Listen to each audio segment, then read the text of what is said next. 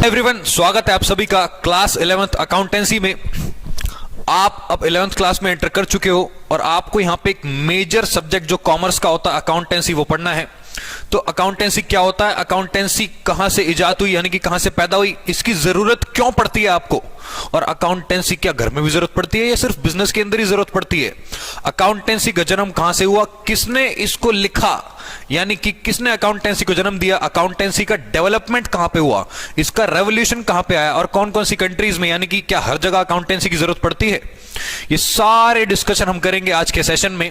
उससे पहले मैं आपको बता दूं, एक छोटा सा उदाहरण लेते हुए, अगर आपकी मम्मी आपको 500 रुपए का नोट दे और आपको बोले बेटा जा मूंग की दाल लेके आ और राजमा लेके आ 1-1 किलो, 500 का नोट आपको मिला। उस 500 रुपए में आपने मूंग की दाल खरीदी 1 किलो जो कि 100 रुपए किलो थी, उसके बाद आपने राजमा खरीदे जो कि 200 रुपए किलो थे, तो आपका टोटल जो खर्चा हो गया वो 300 रुपए हो गया। तो दोस्तों 300 रुपए का खर्चा करने के बाद, राजमा और दाल लेने के बाद आपके पास कितने पैसे बचे, 200 रुपए। ये 200 रुपए लेके आप घर आ गए। आपको पता है मम्मी ने आपको 500 रुपए क्यों दिए थे, 200 क्यों नहीं दिए, 300 क्यों नहीं दिए, या 1000 क्यों नहीं दिए, या 50 क्यों नहीं दिए, क्योंकि उनको पता था कि राजमा और दाल का रेट क्या चल रहा है, उसी हिसाब से आपको 500 का नोट निकाल के दे दिया गया। बस यही इंप्लीमेंटेशन हमें बिजनेस के अंदर करना होता है।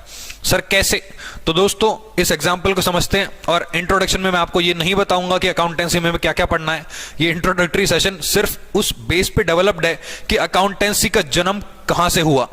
तो समझते हैं बिजनेस को। किसी भी बिजनेस में आपने देखा होगा, जो एक कोई भी बिजनेस होता है सबसे पहले उसमें पैसा लगाया जाता है। और मैं आपको बता दूं, बिजनेस को समझने के लिए कुछ वोकैबुलरी होती है, शब्दावली, जो आपको समझनी पड़ेंगी। शब्दावली का मतलब जो वर्ड्स होते हैं, टेक्निकल वर्ड्स जो अकाउंटेंसी के अंदर पाए जाते हैं। तो ये टेक्निकल वर्ड्स ना हम धीरे धीरे करके हर एक सेशन में सीखेंगे, एक साथ मैं आपके ऊपर नहीं थोप सकता सारे वर्ड्स, तो धीरे धीरे करके हमें वो वर्ड्स समझने पड़ेंगे। तो बिजनेस में अगर आप पैसा लगाओ, यानी कि फॉर एग्जांपल आपने 5 लाख रुपए बिजनेस में इन्वेस्ट कर दिया। अब इस 5 लाख रुपए का आपको क्या करना है, इस 5 लाख रुपए में आपने 2 लाख रुपए का माल खरीदा, 2 लाख का गुड्स खरीद लिए। तो 2 लाख का माल जब आप खरीदोगे, अगर आपने उसको 1,80,000 का बेच दिया हो, बताओ क्या हुआ, आपको 20,000 का लॉस। आपने पैसा कितना लगाया था बिजनेस में, 5 लाख। आपने 2 लाख का माल खरीदा और उसको 1,80,000 का बेच दिया। बात को समझो, जब बिजनेस में कोई पैसा लगता है ना तो उसको कैपिटल कहते हैं। कैपिटल में मैं ऑलरेडी शॉर्ट बना चुका था, वो वीडियो देख लेना जाके, लिंक पे मिल जाएगा, ठीक है। तो वो कैपिटल का मतलब आपने 5 लाख लगाया, 2 लाख का माल खरीदा, 1,80,000 का बेच दिया। अब मुझे बताओ आपकी कैपिटल कितनी बची, आपके पास पैसा कितना बचा, 4,80,000। अगर आप ऐसे ही बिजनेस करते रहे तो बिल्कुल गारंटी है कि एक दिन आप सड़क पे आ जाओगे, यानी कि आपका बिजनेस डूब के जीरो हो जाएगा और आपकी कैपिटल पूरी वैनिश हो जाएगी, धुल जाएगी पानी में, ठीक है। क्यों, क्योंकि आपने लॉस में माल बेच दिया। अरे माल जितने में खरीदो उससे महंगा बेचना होता है प्रॉफिट कमाने के लिए। तो इसका मतलब अगर आप वो 2 लाख रुपए का माल 2,40,000 का बेचते, 2,40,000 का बेचते, तो आपके पास पैसा कितना होता, 2,40,000 प्लस 3, 5,40,000। इसका मतलब जो भी बिजनेस के अंदर आइटम्स अवेलेबल होते हैं उनको आपको इस तरीके से यूटिलाइज करना होता है कि आपका बिजनेस फ्यूचर में ग्रो करे और बहुत बड़े लेवल, बड़े साइज का बिजनेस हो जाए। इसको बोलते हैं बिजनेस। तो पॉइंट इज, अकाउंटेंसी का जन्म यहीं से हुआ। अकाउंटेंसी का मतलब क्या होता है दोस्तों, ये समझते हैं। अकाउंटेंसी का मतलब समझने के लिए आपको समझना पड़ेगा इसके पीछे की साइंस। सर साइंस, लेकिन हम तो कॉमर्स में, बताओ हो कॉमर्स ले लिया हमने, आप साइंस पढ़ा रहे हो। नहीं नहीं नहीं, मैं आपको साइंस नहीं पढ़ा रहा। साइंस का मतलब यह है कि अकाउंटेंसी का जन्म कहां से हुआ, यानी कि इसके पीछे की हिस्ट्री, इसका प्रोसेस, हर आइटम, हर एक्टिविटी एक प्रोसेस से की जाती है। मुझे बताओ, जब बच्चा पैदा होता है तो क्या वो 90 साल का पैदा होता है क्या, और फिर वो छोटा होता है तो 75 साल का होता है, फिर उसकी दाढ़ी कम हो जाती है, काली हो जाती है, 50 साल का होता है, फिर वो छोटा होता है तो 40 का होता है, फिर शादी हो जाती है, फिर बच्चे होते हैं। ऐसा थोड़ी होता है, बच्चा इतना सा होता है छोटा सा, फिर वो बड़ा होता है, फिर वो स्कूल में जाता है, फिर वो कॉलेज में जाता है, यानी कि एक सिस्टमैटिक प्रोसेस है किसी भी चीज को करने का। तो सेम वे में अकाउंटेंसी का भी एक प्रोसेस होता है। तो उस प्रोसेस को समझने से पहले मैं आपको बता दूं, बिजनेस में कुछ फंड्स का मैनेजमेंट बहुत जरूरी होता है, यानी कि बिजनेस में कुछ बातों को समझना बहुत जरूरी है। बिजनेस के अंदर कुछ एलिमेंट्स होते हैं, एलिमेंट्स। बिजनेस के अंदर कौन कौन से एलिमेंट्स होते हैं, जैसे कि आपके पास बिजनेस में पैसा कितना है, आपके कैश, आपके पास बिजनेस में कितनी प्रॉपर्टीज हैं, आपके पास जो एसेट्स अवेलेबल है, प्रॉपर्टीज जैसे कि आपके कस्टमर और आपके कुछ भी चेयर वगैरह फर्नीचर। आपके पास बिजनेस में कितने ऑब्लिगेशंस हैं, यानी कि लायबिलिटीज। सर ये कैसे कैसे वर्ड यूज कर रहे हो, ओहो समझो, ऑब्लिगेशंस और लायबिलिटीज। या फिर आपके पास बिजनेस में कितनी कैपिटल मौजूद है। तो ये सारे वोकैबुलरी टर्म्स आपको बाद में समझनी पड़ेंगी, ठीक है। इन सब के मैनेजमेंट को ही अकाउंटेंसी कहते हैं, इनकी रिकॉर्डिंग्स को हम अकाउंटेंसी कहते हैं, इनको क्लासिफिकेशन को हम अकाउंटेंसी कहते हैं, इनके कम्युनिकेशन को हम अकाउंटेंसी कहते हैं। तो अभी जितने वर्ड्स मैंने अभी यूज किए, इन सभी को कंबाइन कर दो, वही आपकी अकाउंटेंसी है, ठीक है। तो अकाउंटिंग को समझने के लिए आपको समझना पड़ेगा अकाउंटिंग का प्रोसेस। तो देखते हैं अकाउंटिंग प्रोसेस क्या होता है। अकाउंटिंग प्रोसेस, हेडिंग डाल लिया जाए, अकाउंटिंग प्रोसेस। अकाउंटिंग प्रोसेस दोस्तों 7 स्टेप प्रोसेस है, यानी कि अकाउंटेंसी क्या है, एक 7 स्टेप प्रोसेस। 7 स्टेप्स का मतलब, ये स्टेप्स आई होप आपने या तो पहली बार सुने होंगे या फिर आप सुन भी चुके हो, तो भी इसको रिपीट कर लो, क्योंकि यही आपकी अकाउंटिंग है, 7 स्टेप प्रोसेस। अब आप कहोगे कि सर ये 7 स्टेप्स कौन कौन से स्टेप्स हैं, तो मैं आपको बता दूं, ये जो 7 स्टेप्स होते हैं, इन 7 स्टेप्स की शॉर्ट फॉर्म है IMRCSAC। क्या शॉर्ट फॉर्म है? IMRCSAC। हो सर पता नहीं क्या लिखवा दिया, बात को समझो। IMRC का मतलब सबसे पहला जो स्टेप है इसके अंदर वो है आपका आई। तो सबसे पहले समझते हैं आई का मतलब क्या होता है। पहला स्टेप है आपका आइडेंटिफिकेशन। पहला स्टेप क्या है? Identification of financial transactions. Identification of financial transactions. मैं आपको ऑलरेडी बता चुका हूं कि कुछ टर्म्स ऐसी होंगी जो आपको सीरीज ऑफ सेशन में समझ में आएंगी, यानी कि धीरे धीरे करके जब एक एक सेशन आप डेवलप करते चलोगे, अप्रैल से लेकर दिसंबर तक आपकी जड़ें इतनी मजबूत हो जाएंगी कि वो टर्म्स आपके लिए हलवा लगने लगेगी। जैसे कि आप आज के टाइम पे स्टार्टअप सुनते हो ना, स्टार्टअप कंपनी। स्टार्टअप अब नया वर्ड नहीं रहा, पुराना हो गया है। सेम वे में इसकी वोकैबुलरी भी पुरानी हो जाएगी पढ़ते पढ़ते। तो यहां पे समझते हैं, सबसे पहले आपको करना है आइडेंटिफिकेशन ऑफ फाइनेंशियल ट्रांजैक्शन। किसी भी बिजनेस को करने से पहले उसकी जो ट्रांजैक्शंस होती हैं उसमें आपको फाइनेंशियल ट्रांजैक्शन अलग करनी है। फॉर एग्जांपल, मान लो ये आपका छोटा सा घर है, होम स्वीट होम, ठीक है, ये आपका घर है। इस घर में, जिस घर में आप रहते हो, अगर ये रेंट पे है तो आपको इसका रेंट चुकाना पड़ता है, या फिर आपको इसका इलेक्ट्रिसिटी का बिल देना पड़ता है, ठीक है, या फिर कुछ और खर्चे होते हैं जो इसमें आपको करने पड़ते हैं। फॉर एग्जांपल, आप घर में रहते हो, रिचार्ज कराते हो वाईफाई या फिर मोबाइल का। सेम वे में अगर घर के अलावा आपके पास एक फैक्ट्री है, आपके पास एक फैक्ट्री है, इस फैक्ट्री में भी आप कुछ खर्चा करते हो। फॉर एग्जाम्पल, ये फैक्ट्री आपकी रेंट पे है, तो आप क्या चुकाओगे? इसका रेंट, या फिर आप इलेक्ट्रिसिटी का बिल दोगे, और जो लोग इसमें काम कर रहे हैं उनको क्या दोगे? उनकी सैलरी। तो क्वेश्चन ये बनता है कि आपका घर और आपकी फैक्ट्री,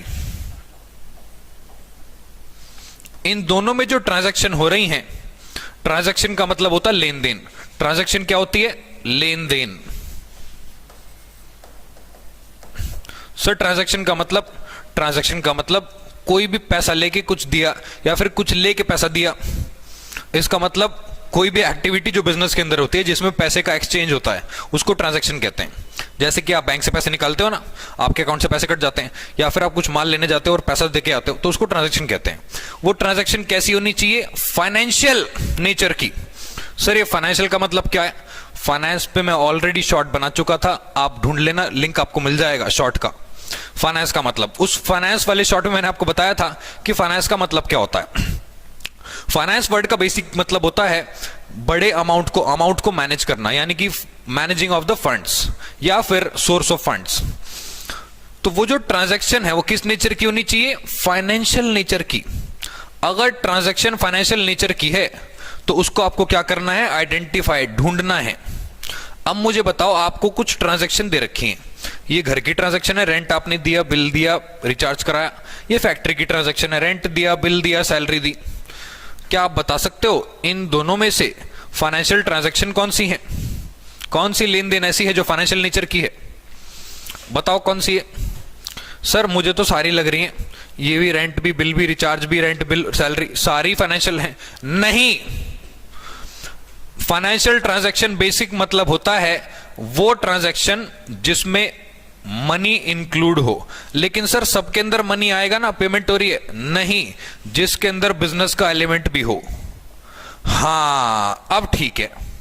सर घर की ट्रांजैक्शन में बिजनेस का एलिमेंट नहीं होता, वो तो घर की ट्रांजैक्शन होती हैं।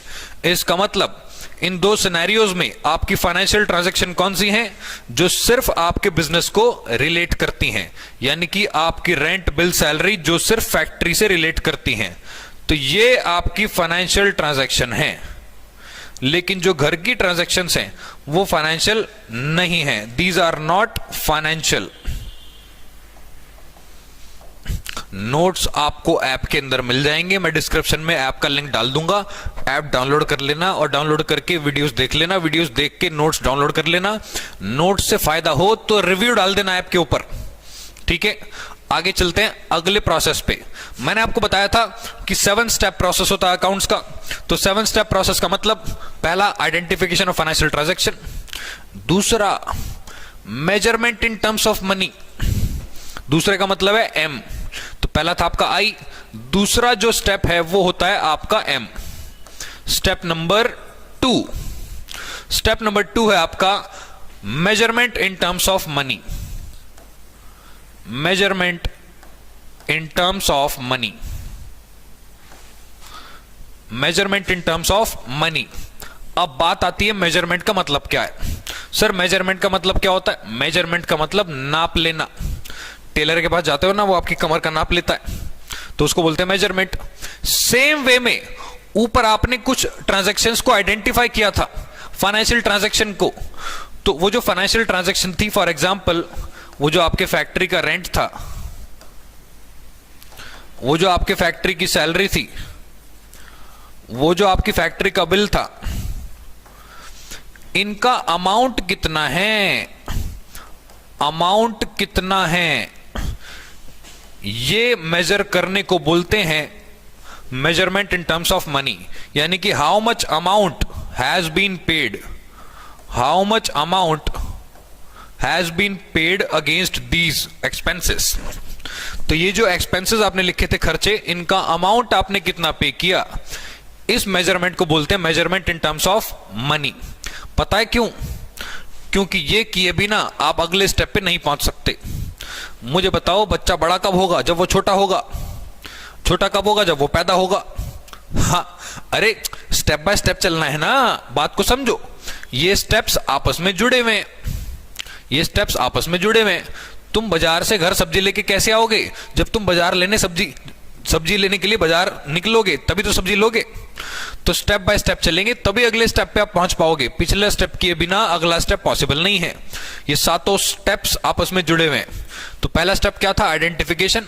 दूसरा आपका मेजरमेंट। पेन नहीं चल रहा, बताओ। हाँ अब चला। Identification, measurement. तीसरा स्टेप आर। आर का मतलब होता है रिकॉर्डिंग। आर का मतलब क्या होता है? रिकॉर्डिंग। तो आपने ये आइडेंटिफाई कर लिया कि वो ट्रांजैक्शन फाइनेंशियल है कि नहीं। अब उसके बाद उसका मेजरमेंट कर लिया। मेजरमेंट का मतलब कि इनका अमाउंट कितना है। फॉर एग्जांपल रेंट का अमाउंट था 10,000 पर मंथ, आपके सैलरी का अमाउंट था 50,000 और आपके बिल का अमाउंट था 5,000।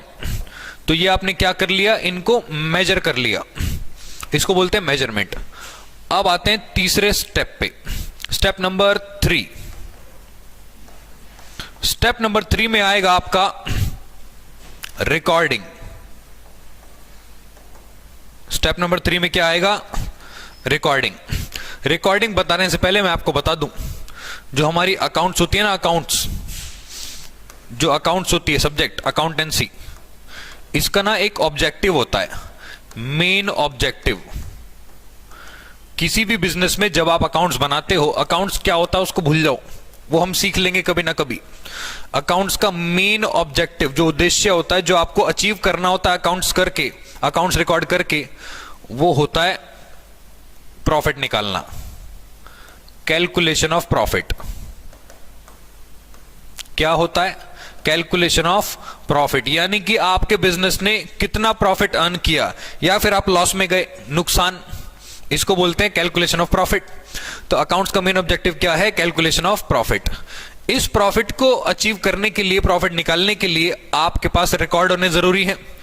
तो जब तक आप बिजनेस की ट्रांजैक्शन जो फाइनेंशियल नेचर की थी, जिनको आपने मनी में मेजर किया, उस मेजर्ड ट्रांजैक्शंस को अगर आप रिकॉर्ड नहीं करोगे तो फिर आप आइडेंटिफाई कैसे करोगे कि प्रॉफिट कितना निकला?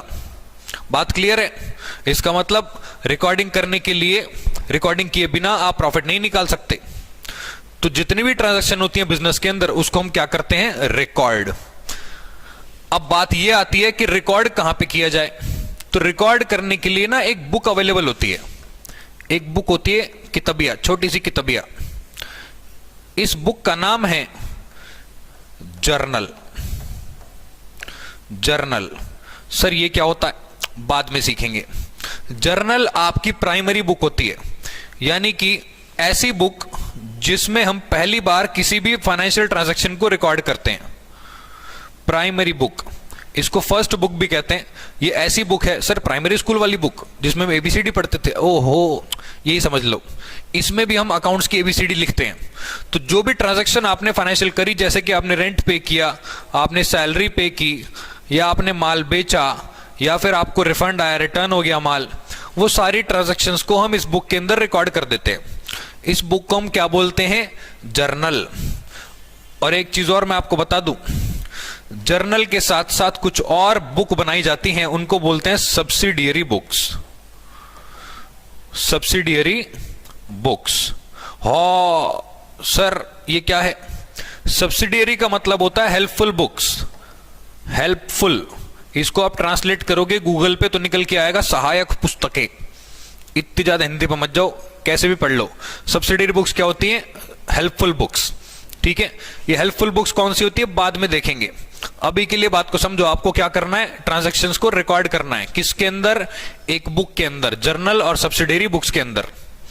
ठीक है, जर्नल एक बुक होती है जिसमें पहली बार रिकॉर्डिंग की जाती है ट्रांजैक्शन की। अब ना मेरा क्वेश्चन आपसे ये है, आपने अपनी ट्रांजैक्शंस को रिकॉर्ड कर लिया, क्या आप यहां से प्रॉफिट निकाल सकते हो?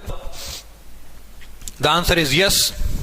अगर आपको 1 साल का प्रॉफिट निकालना है तो आप अपनी जर्नल से वो प्रॉफिट निकाल सकते हो, बस आपको 10 साल लग जाएंगे। हैं? हाँ बताता हूं। यार एक बात बताओ, आपके मोहल्ले में, गली मोहल्ले में, सोसाइटी में, या फिर एरिया में, मॉल में, जहां पे भी आप रहते हो, उसके आसपास कोई डिपार्टमेंटल स्टोर है क्या? कोई भी डिपार्टमेंटल? चलो मैं मान लेता हूं आपके घर के पास एक स्टोर है। ठीक है, बड़ा सा जनरल स्टोर है, ज्यादा बड़ा नहीं, मीडियम साइज, जिस पे कस्टमर्स की भीड़ रहती है। मान लो उस स्टोर का नाम है Chunnilal departmental store. Chunnilal departmental store.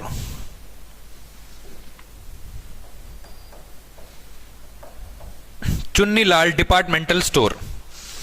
अब ये जो चुन्नीलाल डिपार्टमेंटल स्टोर है, इस पे मान लो आपको सामान लेने जाना है।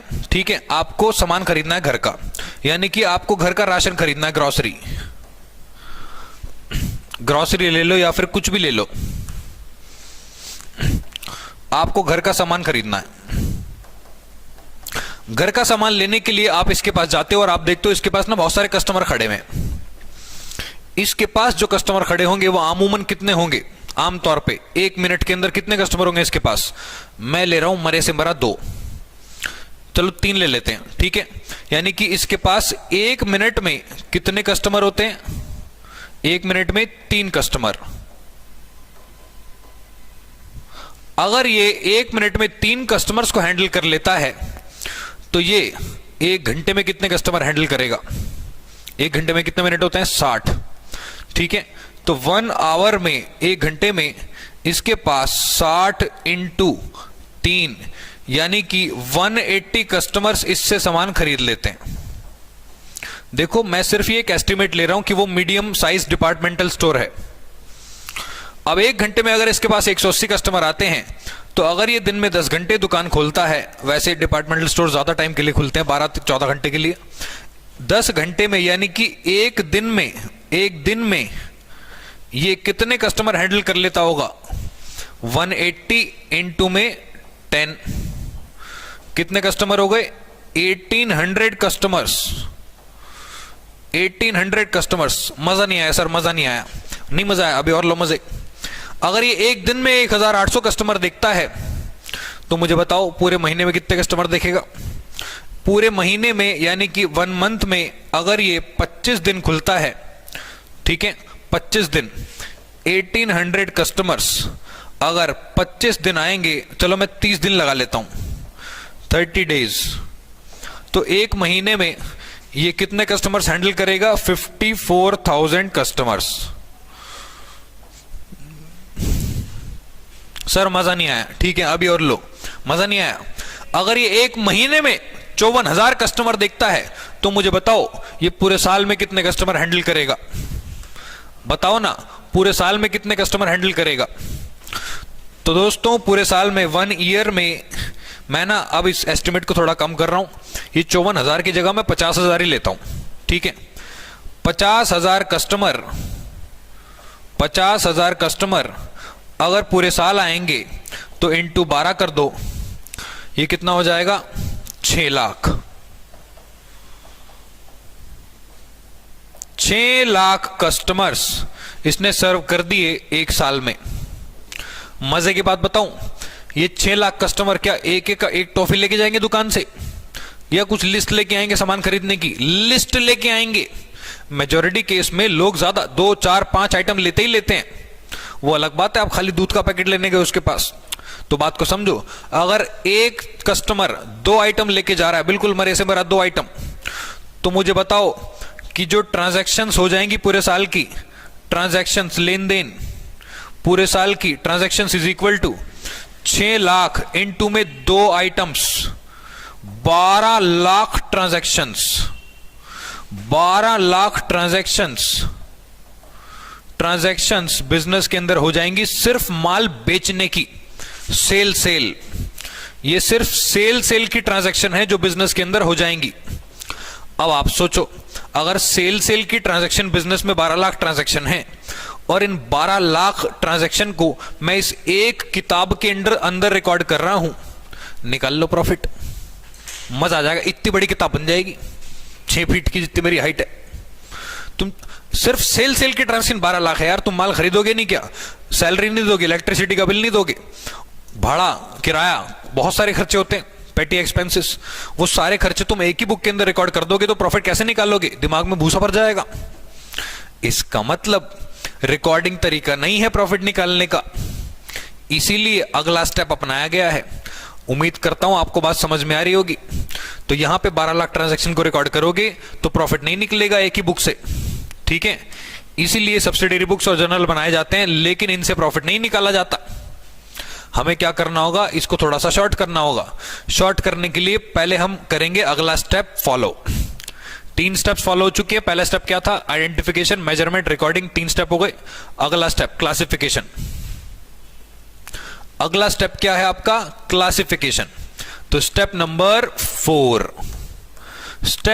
4, क्लासिफिकेशन। क्लासिफिकेशन का मतलब समझो। क्लासिफिकेशन का मतलब होता है क्लासिफाई करना, टू क्लासिफाई। हाँ सर ये तो हमें भी पता है, इसका मतलब बताओ, मीनिंग। क्लासिफाई करने का मतलब होता है कैटेगराइजेशन। कैटेगराइजेशन क्या मतलब होता है? कैटेगराइजेशन, कैटेगरी में, भागों में बांट देना अपनी ट्रांजैक्शंस को। फॉर इंस्टेंस आपने ऊपर जैसे कि रेंट रिकॉर्ड किया था, जो जर्नल आपने बनाई थी ना बुक, जर्नल और सब्सिडियरी। अब मैं क्या करने वाला हूं, इस बुक को मैं कैटेगराइज कर दूंगा डिफरेंट पार्ट्स में। जैसे कि जो सेल्स की ट्रांजैक्शन है वो मैं एक ही बुक में रिकॉर्ड कर दूंगा। इसके अंदर बस सेल आएगी। ठीक है, परचेज की ट्रांजैक्शन मैं एक ही अलग बुक में ले जाऊंगा, इसके अंदर परचेज आएगी। मैं आपकी रेंट की ट्रांजैक्शन एक ही अकाउंट में ले जाऊंगा जिसको बोलेंगे रेंट अकाउंट। मैं आपकी बिल की ट्रांजैक्शन एक ही बुक में ले जाऊंगा जिसको बोलेंगे बिल की ट्रांजैक्शन। तो बात को समझो, मैंने क्या किया, हर अकाउंट की कैटेगरी को क्लासिफाई कर दिया, हर टाइप की कैटेगरी की ट्रांजैक्शन को अलग अलग डिवीजन में बांट दिया। अब इन डिवाइडेड बुक्स को क्या बोलेंगे? इन डिवाइडेड बुक्स को बोला जाता है लेजर्स। इनको क्या बोलते हैं हम? लेजर्स। ठीक है, जैसे कि ये हो गया आपका सेल अकाउंट, ये आपकी परचेज अकाउंट, अकाउंट की शॉर्ट फॉर्म होती है A/C। ये हो गया आपका रेंट अकाउंट। ठीक है, ये हो गया आपकी बिल अकाउंट। तो मैंने क्या किया, अलग अलग अकाउंट्स प्रिपेयर कर दिए अलग अलग कैटेगरी के। सर कैसे प्रॉफिट निकल आएगा? मुश्किल है। क्यों? मुझे बताओ, 12 लाख ट्रांजैक्शन थी, अभी भी 12 लाख ही है। तुम उसको 10 पार्ट्स में डिवाइड कर दो, जिसमें 1,20,000 ट्रांजैक्शन है हर बुक में, तो है तो अभी भी 12 लाख ही। पढ़ने में तो अभी 10 साल लगेंगे। इसलिए मैं बोल रहा था कि जर्नल से पॉसिबल नहीं है, यहां तक कि लेजर से भी पॉसिबल नहीं है। तो सर एक बात तो बताओ, फिर हम प्रॉफिट कैसे निकालें? बताता हूं। प्रॉफिट निकालना आपके अगले स्टेप में कंप्लीट होगा। सर अगला स्टेप कौन सा है? अगला स्टेप है आपका बताओ कौन सा है? समराइजेशन। अगला स्टेप है एस का मतलब क्या होता है? समराइजेशन। सर क्या समराइजेशन से प्रॉफिट निकल आएगा? यस। सर उसके बाद क्या होगा? क्या प्रॉफिट निकाल के अकाउंट्स खत्म हो जाएंगे? नहीं, उसके बाद अगले 2 स्टेप्स कंप्लीट किए जाएंगे, तब जाके आपके अकाउंटिंग का प्रोसेस कंप्लीट होगा पूरे साल का। ठीक है, तो आज के सेशन में मैं इतना ही रखूंगा। समराइजिंग के लिए अगले वीडियो का वेट करना, लिंक में आपको मिल जाएगा। तो अगले सेशन में मिलते हैं आपसे प्रॉफिट निकालने के लिए। अभी के लिए take care and bye bye. Channel को सब्सक्राइब कर देना, बिना सब्सक्राइब करे मत जाना। बेल आइकन प्रेस करके ऐप भी डाउनलोड कर लेना और रिव्यू डाल देना। ठीक है दोस्तों, तो मिलते हैं आपसे अगले प्रोसेस में, यानी कि summarising. Take care and bye bye.